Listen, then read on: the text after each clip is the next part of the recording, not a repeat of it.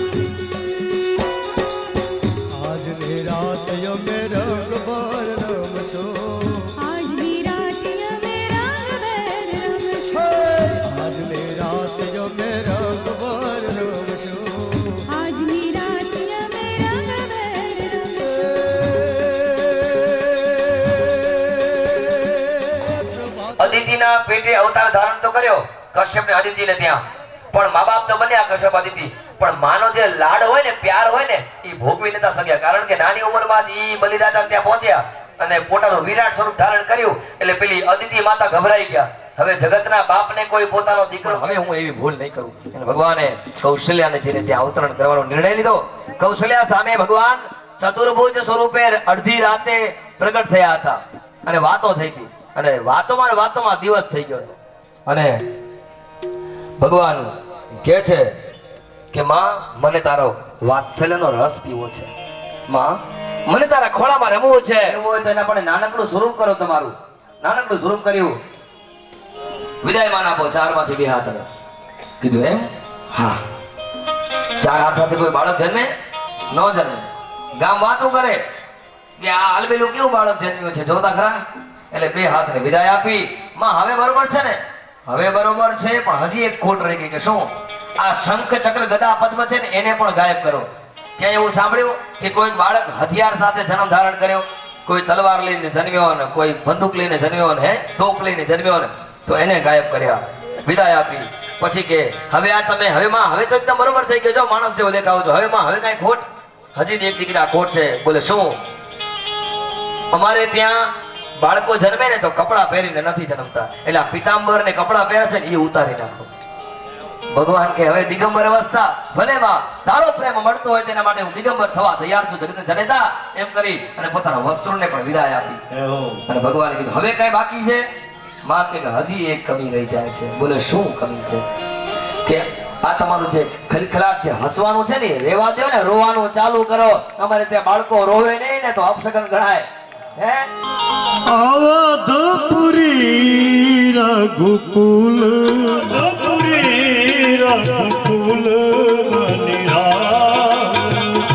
વેદ વિદિત દશરથ રામ, વેદ વિદિત દશરથ રામ,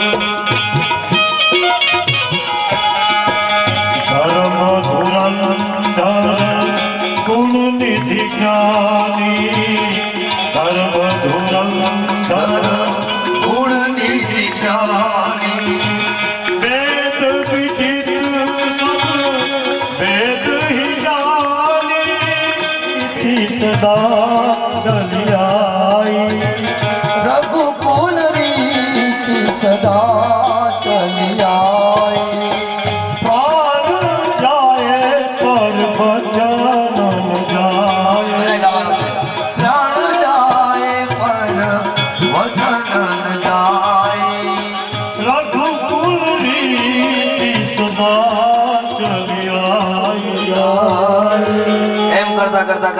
કરતા ધીરે ધીરે સમય વીતવા લાગ્યો.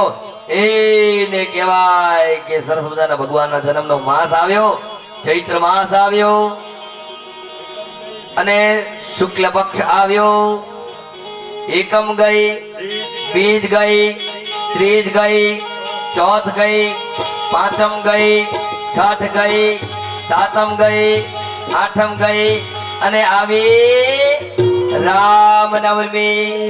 ધીમે ધીમે સૂર્યનારાયણ આકાશમાં ઉદિત થયા.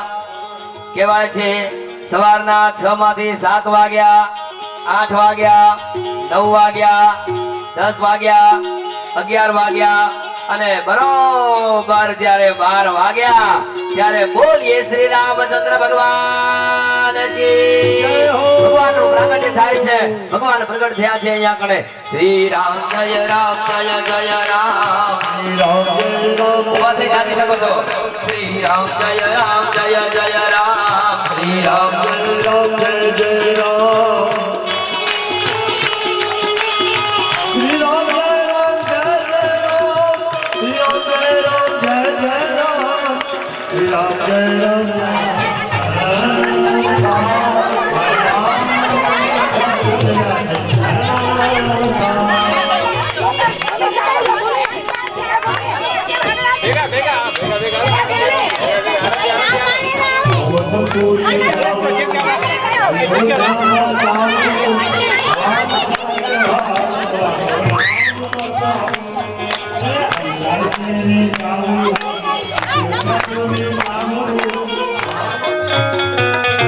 અને જેને રમવાની ઈચ્છા હોય ને અહીંયા રમે આગળ.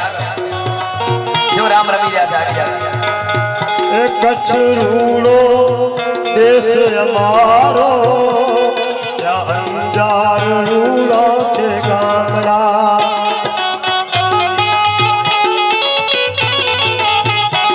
કચ્છ રૂડો અમારો મલક છે,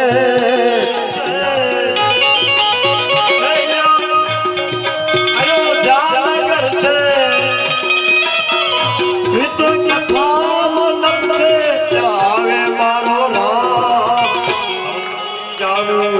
અયોધ્યાનગર જાવું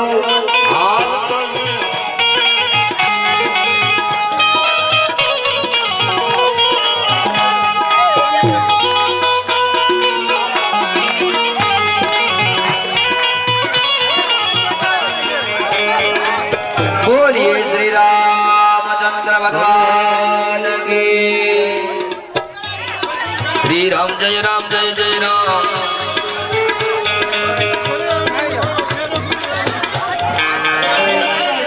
સાવિત્રીબેન પીઠડિયા સ્ટેજ ઉપર આવી જાઓ. સાવિત્રીબેન પીઠડિયા, સાવી માસી,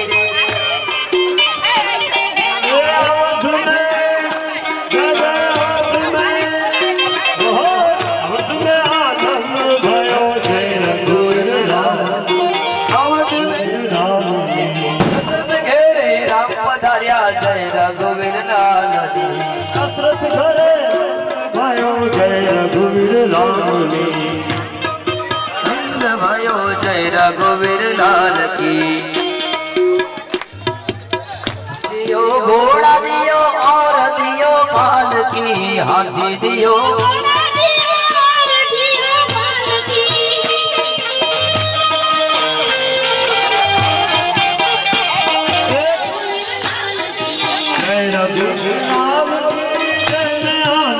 भयो जय रघुवीर लालनी.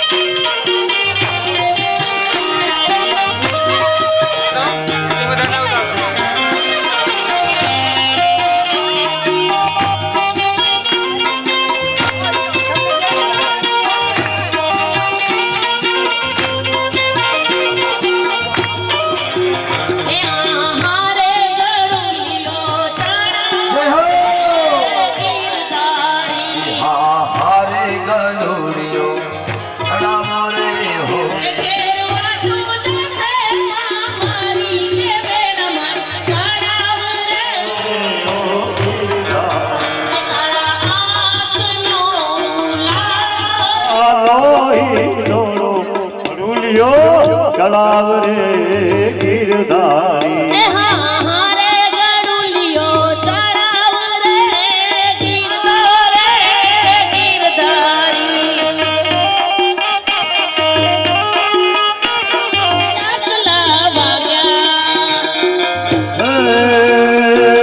ચોટીલે ડાકલા લાગ્યા તામુંડવાના ચોટીલે ડાકલા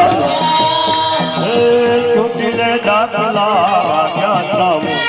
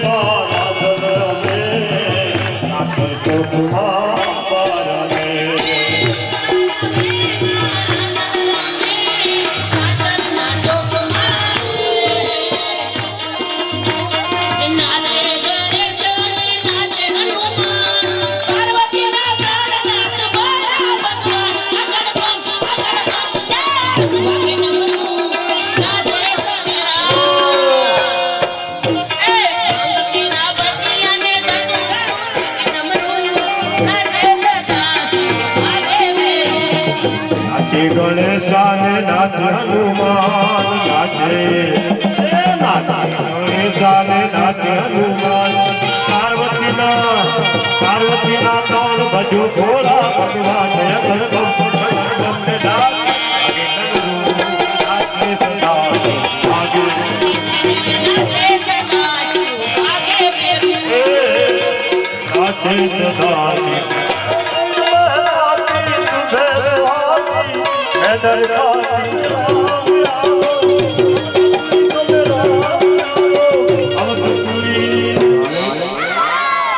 હવે પછીનો કાર્યક્રમ છે સાંભળજો.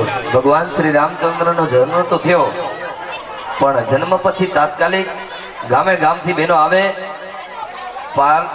પારણાની અંદર ભગવાન ઘોડ્યા છે અને ઝુલાવવા માટે કરીને, અને કહેવાય હાલરડું ગવાશે, પણ પારણાની અંદર ભગવાન ઘોડિયામાં ઝૂલી રહ્યા છે, પણ એને ઝુલાવે કોણ? સૌથી પહેલી તો સગીમાં અને ફૂયો અને દાડીમાં ઝુલાવે.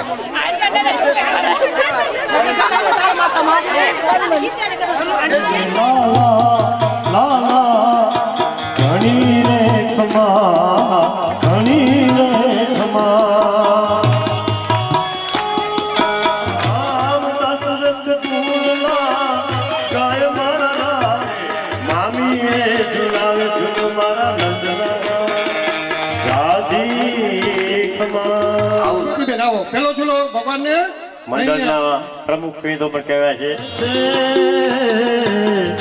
ઝૂલો ઝુલાવો રે હે રામને ઘોડે ઝુલાવે.